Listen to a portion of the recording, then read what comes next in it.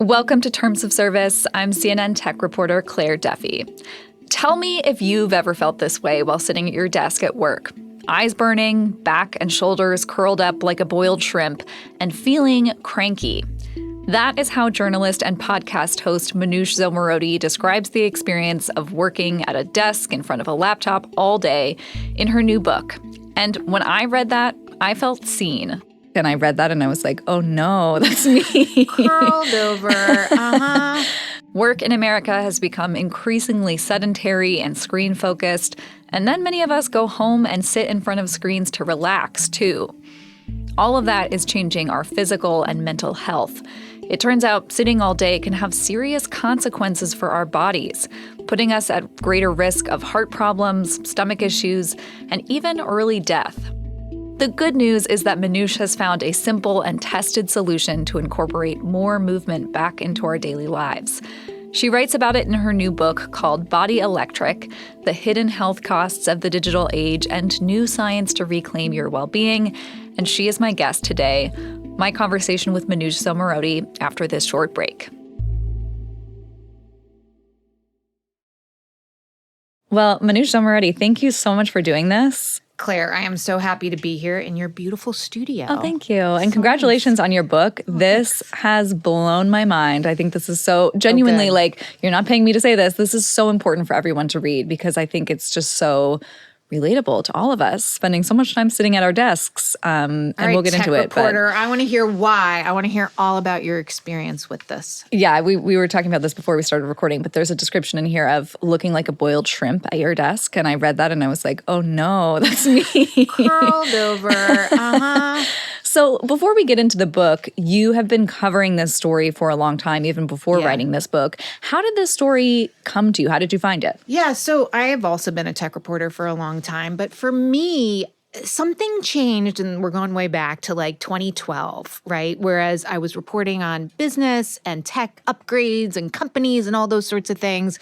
But really what I started to see was that technology was changing the way we learn, the way we teach, the way we have familial relations, like everything. And that led me into really trying to understand what was happening as humans. Like, how was this changing the way that our brains work, the way that we used our bodies, our behavior? And then fast forward a few years, pandemic happens, and I think we all sort of felt this collective exhaustion despite, I'll speak for myself. I was safe. I was healthy. I was able to do my job on a computer. I was able to stay in touch with my family on my phone. We had Netflix to chill to at night. And I have never been more tired. And granted, the headlines were exhausting, but there was something about the physical fatigue that I wanted to understand. Like, I could not get it. I have been sitting all day. Why don't I want to like spring up from my chair and go for a run? Like, what is my problem? And that led me down this whole rabbit hole to understand biologically, what does sitting and looking at a screen for hours on end do to us, our bodies? So explain that problem a little bit then that you set out to solve with the Body Electric project. I think at that point, we'd already been hearing for years about the mental health effects, and I certainly looked into them myself, the sort of anxiety, rising anxiety, depression, inability to concentrate. And mostly what we talked about is like content, right? That social media is putting all this pressure on us. But I sort of sensed that there was maybe a physical component to it. And so, but I'm not a biologist. I don't really didn't understand what was going on. So that's what I really wanted to find out when I happened to hear about this research that had come out, 2022, 2023. This guy at Columbia, a physiologist named Keith Diaz, had put out this research that he had found the minimum amount of movement that the human body needs in order for sitting and staring at a screen all day not to cause serious health harms. And that made me think like, oh, okay, of course. I mean, it sounds so like obvious in some ways. Of course, there's a minimum amount of movement that the body needs. We are not machines. They can go for hours and hours. We can upgrade them. We can recharge them. But what is it that our actual human bodies need in order for our brains to function at our best capacity and for us not to feel like crap? That's not the scientific term. That's my term. Yeah, but it's true. I mean, and I think On one hand, we all understand this, right? So many of us are living this every day, but talk a little bit about how this happened. Why did we all become so sedentary? Well, if we look back, as every innovation came in, I mean, we're talking, industrial revolution, right? You go from threshing wheat to sitting on a tractor. You go from cooking dinner to going through a drive-through. You go from walking to the local store to driving to the big box store, taking escalators. Every time innovation comes, yes, it adds efficiencies and wonderful things to our lives, but it also takes a little bit of friction away. It means that we move less, we walk less, we eat foods that's, more processed. And so in the workplace in particular, you can look back 20 years ago, more than that, 40 years ago, the 80s, we sat around 20 to 25% of the time we were at work, right? You would walk to the copy machine, you'd go walk to a meeting. Even though it was information work, it was more physical. You maybe didn't have a sad desk salad delivered directly to you. Precisely. There was no Uber Eats going on. Today, on average, information worker, people who, most of us are information workers, 90% of our time is spent seated. That's wild. I mean, you don't need to get up, if anything, but in seat is what people think is the most productive way to get your work done, right? Because then you can be on Slack and look at all of your email and use it's estimated around 11 different software tools that people use. And you're constantly switching, so your brain is getting a workout, but your body is not. What does that do to our bodies? Okay, so that's what I wanted to understand too. And it turns out that spending hours and hours seated without moving, does a couple things. It has chronic health effects, right? So it increases the possibility of diabetes, obesity, all sorts of chronic health issues. But if you're a young person, you're like, well, whatever, that's years from now, right? And so you're thinking about, well, what does that do to me now? Well, it does things like make your mood plummet. It makes anxiety rise. It gives you that feeling at the end of the day that you have just enough energy to slide from your desk over to the couch to scroll on your phone and watch, I don't know, Succession again, something mind-numbing. And that's what I wanted to understand. So when I met with that physiologist, Keith Diaz at Columbia, he explained to me what exactly is going on. So it turns out when we're sitting, like we are right now, your arteries bend at your waist and at your knees, right? And if you think of your arteries, they're kind of like garden hoses. Kink a garden hose and the water starts to back up, right? Pressure begins to build. The same thing is happening with your blood. Blood flow stops, and you need that blood flow to keep going to get into your leg muscles. Your leg muscles are vital for sucking the glucose out of your blood, for getting that energy up to your brain, oxygen up to your brain. When you don't have those things, that is a problem. Glucose, of course, if you can't process it, that ends up leading to diabetes and those other things. And then there's another thing that Keith didn't tell me about, but I learned about, which is called interoception. So this is a relatively new field looking at how the body sends signals to the mind, right? And sometimes we don't even sense that, like we're subconsciously breathing all the time. We know to take another breath. But other times we have to check in with ourselves. Are we feeling anxiety? Do we need to take a bigger breath to calm ourselves down? And of course, what are we doing when we're staring at a screen? We're ignoring all those signals that the body is sending to us, that maybe we need a snack, we need a break. I can't tell you how many times I've gotten up and realized that my foot has fallen asleep. Totally. Just or things I need that. to get up and move my arms because my hands are because you've been like this sitting like the this all whole day. time. Yeah, Exactly. totally. You also had some really interesting findings about how our engagements with tech are dulling our senses. Will you tell us a little bit more about that piece of it? Yes. Well, that was the other thing I wondered. I knew that my eyesight had certainly gotten much worse over the last few years, but I wanted to know, was that just getting older or is there more to it? And it turns out that myopia, being nearsighted, those rates are not only like skyrocketing in younger people, but they're starting at younger and younger ages. So I ended up spending time with Maria Liu. She's an ophthalmologist who actually came from China, where she studied why are people going myopic earlier in life. And she ended up doing pretty seminal research at Berkeley, where she fitted tiny chicks with contact lenses that made them myopic, because the question she had, everybody thought going nearsighted was genetic. Like if your parents were nearsighted, then you were going to be nearsighted. You wouldn't be able to see far in the distance. But she saw these patients who were getting younger, and what were they doing? They were studying for long hours. They were looking at screens for long hours. She was convinced that behavior was the thing that was leading them to become nearsighted. She ended up showing that in the lab. And I think now we realize you need to not only look into the distance more often. She says, actually, that's not actually enough. You need to get outside, because that way you can look into the horizon and remind your eyes that you need them to still be able to look into the distance. And you also need sunlight on your eyes. They don't exactly know why you need sunlight. It could be the vitamin D. It might be the certain wavelength of light. But they think that is why kids are going nearsighted, is because they are not outside enough and they're not looking into the distance enough. So we can go on and on. We talk about ear health. We're listening not only at louder volumes, but for longer. Constantly, right? Yeah. You probably know people who have their AirPods or earbuds in. I am totally guilty. On the subway, I go for a walk. I'm trying to catch up on the podcast. Totally. But yes, that all the time. Well, all that listening, we have these little hairs in our ears. They need breaks as well. It turns out that just lying down in silence regularly can reset the hairs in your ears, make sure you protect the health of your listening, because people are also losing their hearing at younger ages. And we don't, it can lead to dementia, it can lead to falling as you get older. And nobody wants that, right? You want to be able to hear nature, to hear conversations, to hear music the way it's meant to be heard. So you actually participated in a study looking at what sitting all day does to us.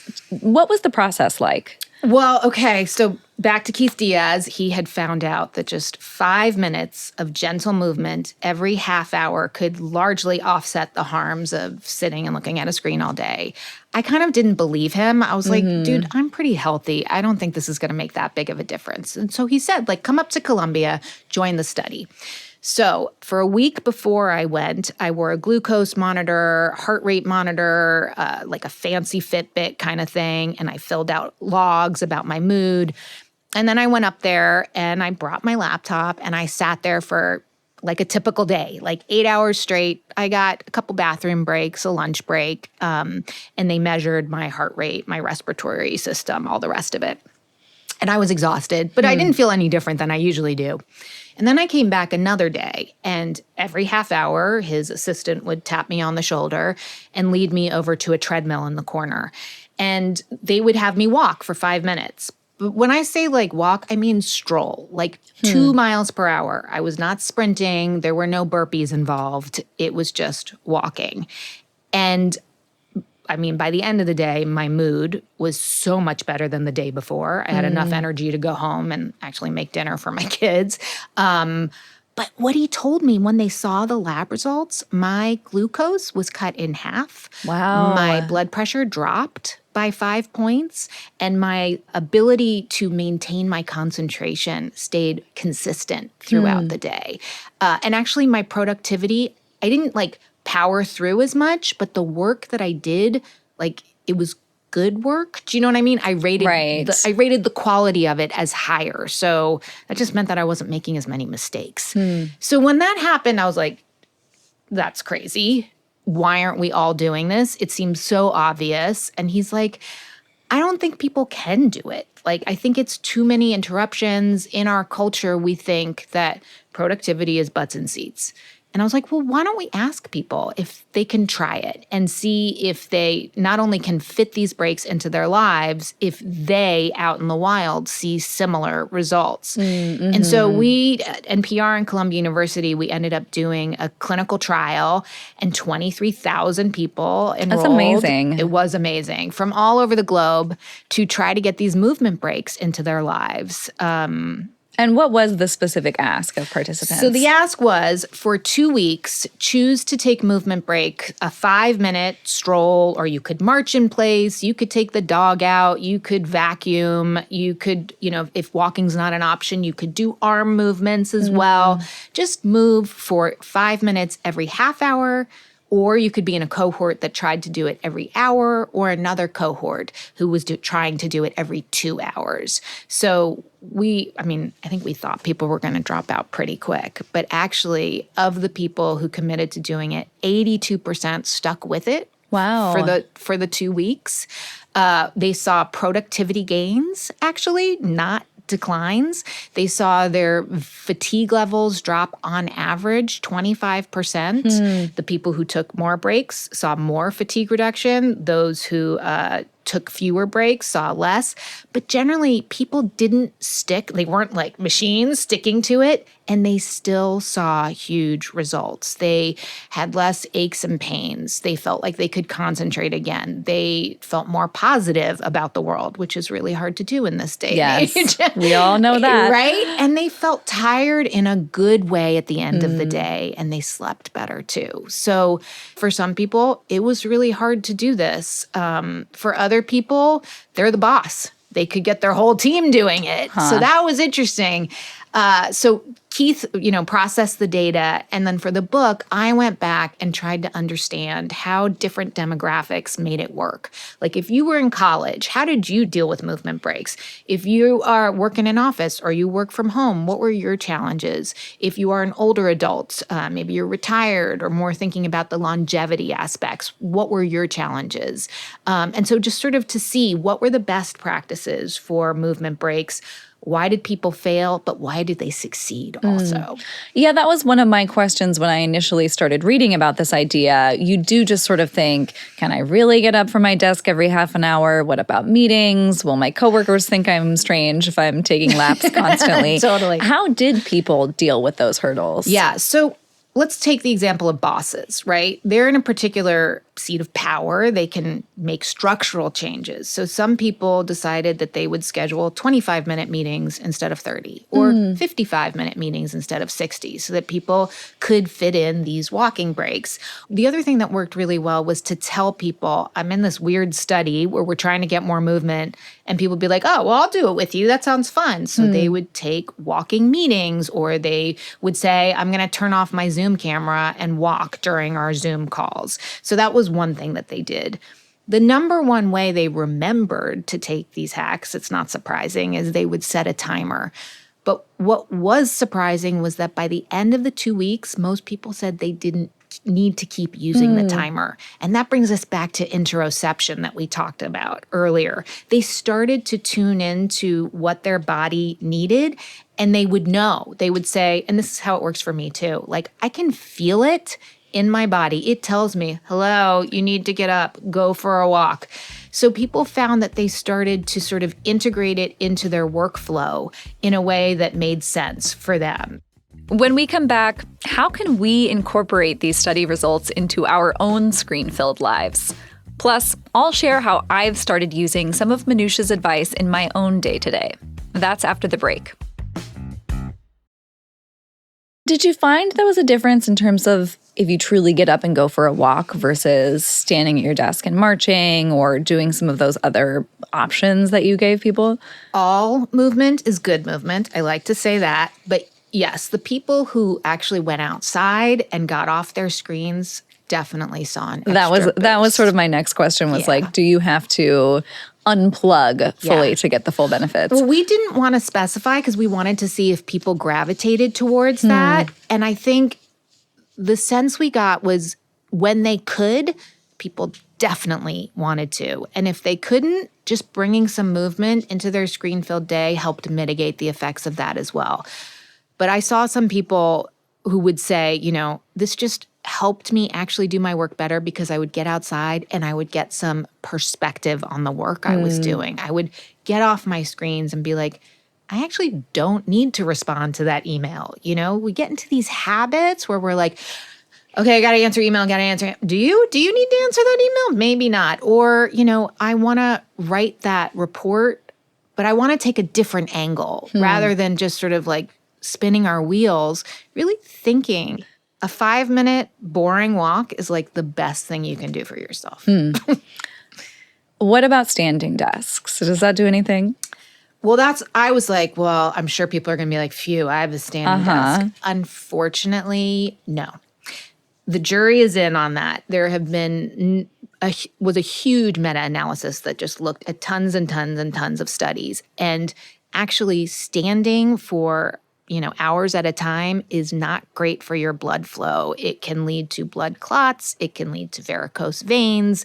It doesn't do what we talked about earlier, give those leg muscles the stimulation that they need. Those muscles need stimulation in order to take in the glucose and push out the oxygen to get the brain what it needs. Standing, unfortunately, is stillness just in a different form. The other thing that really surprised me reading this book, because I went in thinking, most days after work I go to the gym and I get a solid workout in. And the book says, no, that's not actually enough. Explain that piece of it. It's so sad, Claire. And don't stop going to the gym. Yes. Definitely.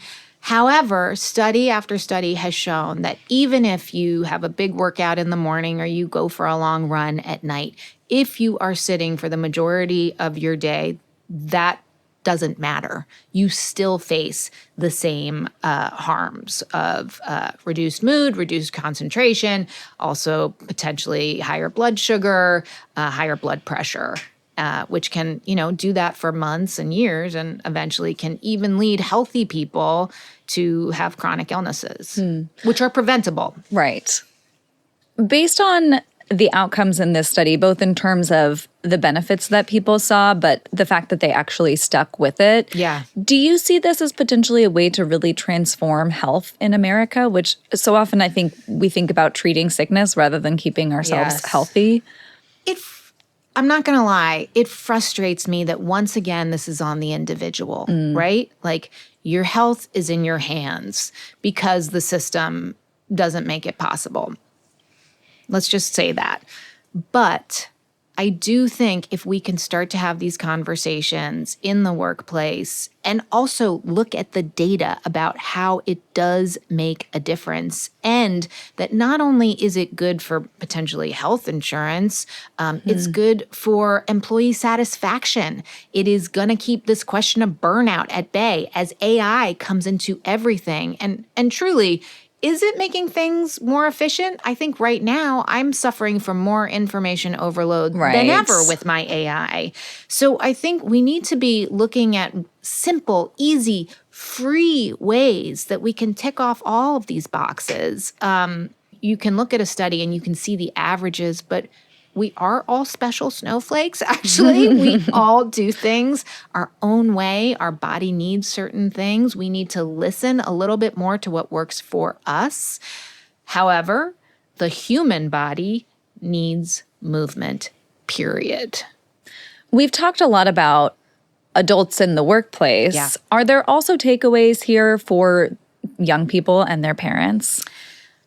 Absolutely. So I think back to the CES that I went to. You're a tech journalist. I'm assuming you've gone to Consumer CES. Electronics Show. Yeah. Big tech event. Tons of stuff there. And I remember coming across this training potty for toddlers that had an iPad attachment. Oh, man. Yeah, where you could put the iPad so your kid could, sit on the potty and wait to go. And to me, that just sums it up, that we are not giving kids the skills to just listen to what their bodies need. And I think we see that a lot with screen time in that we're super frustrated when our kid, puts down their iPad after an hour and is grouchy and throws a tantrum. Let's talk to our kids. Like, how do you feel right now? Now you want to spend time on your iPad. Okay, that's totally fine. Let's not shame a kid for wanting to do something fun. How do you feel now? Let's see how you feel afterwards and compare. And maybe they feel fine after 20 minutes. And you can say, oh, remember that time you were on it for that whole movie and then you felt awful afterwards? Let's just have these conversations about who we are when we're on our screens, when we're not on them. And also with teenagers, I just think shaming them and telling them that there's an entire generation that is broken by their screen time, can we be maybe a little more positive and optimistic? Teens are also doing amazing things. How about that's enough screen time? How about did you get some stroll time in? Did you move today? Did you go for a walk with a friend? What does your daily movement practice look like these days? Well, I am walking the walk, actually. I was going to ask if you wanted to take a little stroll after this. Yes. I can't sit for hours anymore. I actually just got back from TED conference, and the sessions there are an hour and a half. And I couldn't do it. I had to get up at 45 minutes or an hour. That's kind of my max. And it's not just that my back starts to hurt or that I get fidgety like a little kid, because I am like a little kid. I can't concentrate either. I feel like the oxygenation and of course, the image of the kinked garden hoses flashes before me. And I'm like, I gotta move, even if it's just for a couple minutes. Do you have advice for where people should start if they listen to this and think, you're right, I want to incorporate more movement in my daily life? I think if you have not moved, if you are truly a person who sits for long periods in the day, start slow. Do, stand up and move for 1 minute every 2 hours. Even 1 minute has been shown to improve people's mood and improve their blood pressure, actually. You are going to see results way quicker than somebody who is, that's the good news for you. The results will come quickly. Set a timer for every 2 hours. If you like moving that often and it works for you, maybe move 1 minute every 1 hour. Increase it from there. If I had serious health issues, this would be the first thing I did was try to get movement breaks, because this is not about killing yourself in boot camp or a huge makeover of your life. This is small. This is doable. You don't even need to break a sweat. And then I would say, if you are a warrior at the gym, great, that's awesome. But again, just decide, I'm for 3 times today, I'm going to get up and move for 5 minutes. Observe yourself. We are all experimenting on ourselves with all of these tech tools. We should be experimenting with our healthy habits too, and just see what happens. Do you feel better? Do you feel less exhausted at the end of the day? Did you feel like you could concentrate? There are really good biological reasons that will say it probably does help. And even, we know placebo is very strong too, actually. So yeah. Well, Manoush, thank you so much. This is so important, and I really appreciate you taking the time. Oh, it was my pleasure, Claire. I'm ready for us to get up and take a walk all right, now. Let's do it. Let's go. Let's go. Thank you. Since I read Manoush's book, I have been trying to be better about taking movement breaks throughout the day. And I will say she is right. When I do, I end the day feeling so much better in mind and body. One thing that's worked for me is trying to extend the breaks I'm already taking. So if I get up to refill my coffee, I'll take an extra lap around the office on the way there. Or if I'm going outside to pick up lunch, I'll leave a few minutes early and circle the block on my way. These simple changes have already made a big difference. Some other things from this conversation that stuck with me. Movement breaks don't have to be exact. Moving a few times a day, even if you don't get outside and are just marching at your desk, can still have an impact on your long-term health. That said, stepping away from your screen to rest your eyes or taking off your headphones can also help more than you might expect. If you are in a screen-heavy workplace, maybe start a conversation with your colleagues about how you can all move a little more. Manoush's new book is called Body Electric: The Hidden Health Costs of the Digital Age and New Science to Reclaim Your Well-Being. That's all for this week's episode of Terms of Service. I'm Claire Duffy. Talk to you next week.